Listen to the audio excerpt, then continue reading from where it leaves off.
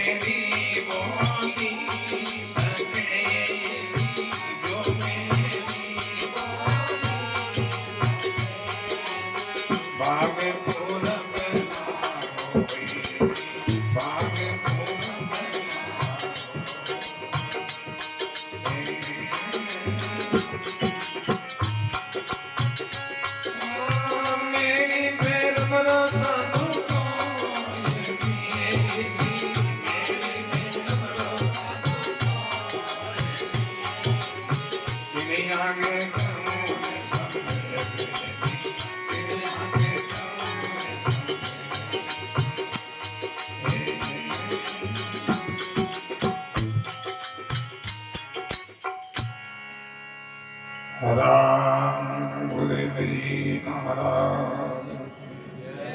मैं पूर्व देश मेरी बोली लगे ने कोई इस गुरु कबीर साहब का नाम है।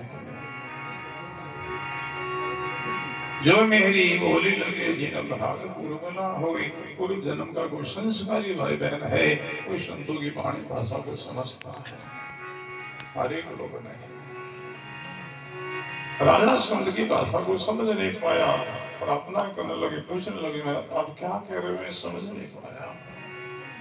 रात्रि की कुछ समय हमारे जैसे कैसे बीती और कुछ रात्रि के समय हमारे से अच्छी कैसे। महात्मा कहने लगे राजन तुम मेल में गदा लगा करके सो लगा कर पर सोया, मैं इस दीवार की ओट में धूल में सोया। जो नींद की जो समय है हमारी तुम्हारी दोनों की समान है राजन। भले तुम से पर सोया, भले दीवार कोट में धूल में सोया, नींद की दोनों की अपनी समय है, बराबर समान है। हे राजन तुम महल में गदा लगा करके सोड़ लगा कर सोया, रात्रि पर सोया रहा, मैं इस दीवार की ओट में धूल में सोया। सर्दी लगी, ठंड लगी, सर्दी के लिए रक्षा के लिए हमारे पास विशेष वस्त्र नहीं, ठंड लगी तो नींद टूट के मैं जाग गया। जाग करके मैंने परमात्मा का भजन किया, वो समय हमारी तुम्हारे से अच्छी बीती है। जो दिन जाए भजन के लेखे, सो दिन आशी के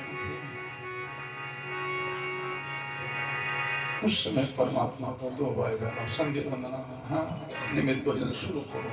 जितना समय मिले उतना भी। शाम सवेरे जब देखो किसान भाई बहन हो, निश्चित कोई समय नहीं हो सकती, नहीं कर सकते। जब आप इसी समय कितने बजे सोने के लिए जाते हो तो जाकर के तो सोने जाओ, थोड़ा सा बैठ करके भजन करो, सासू सासू मत करो, फिर आराम करो। तो आराम करते करते राम राम करते सो तो आपकी नींद भी योग निंद्रा हो जाएगी। नींद भी भजन हो, अभ्यास है भाई, अभ्यास है।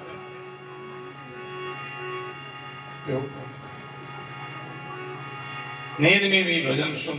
होतो रहे, उनको योग निद्रा कहते हैं। कबीर साहब कहते जागन से सोना मिला, जो कोई जाने सोई, अंतर लिव लागे से जाहि सुमिर न होई।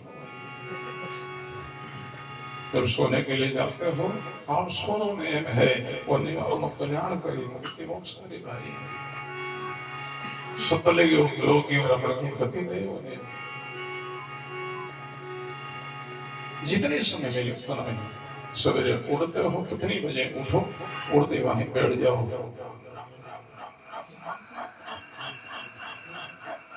इन दोनों सांसों से भजन करो, सांसों उस सांसों सांस को भजन ऐसा है वाणी में,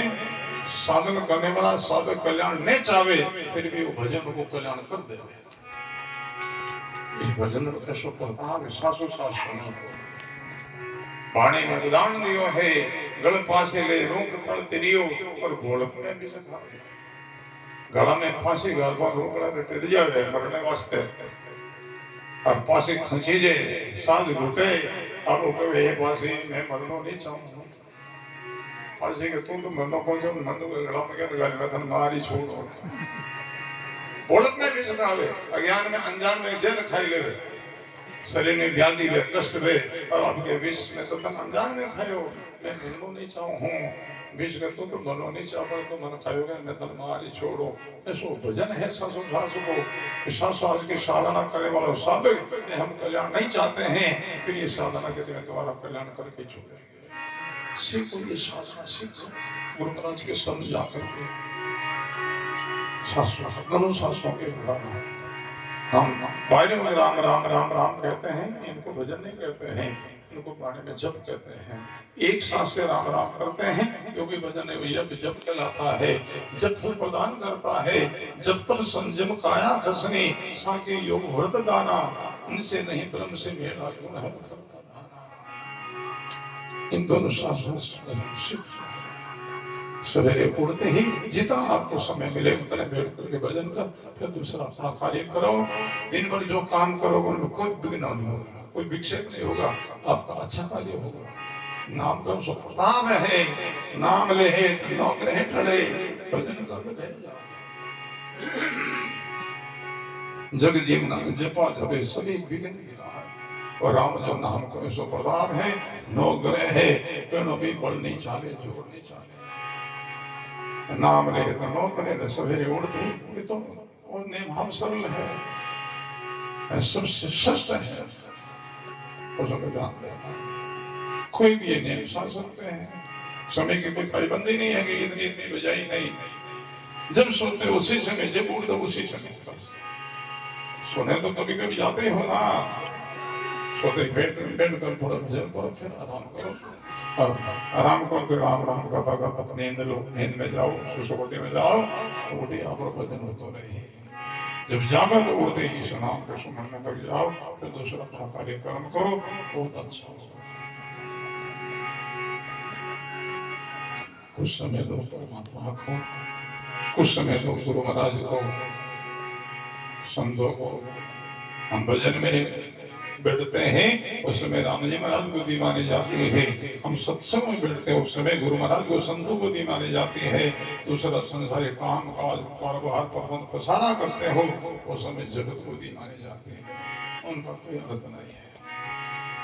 हम भजन सुन करते हैं इसी समय की विशेषता है कोई समय अपने जीवन के विषय ऐसे बड़ा सुंदर प्रसंग है।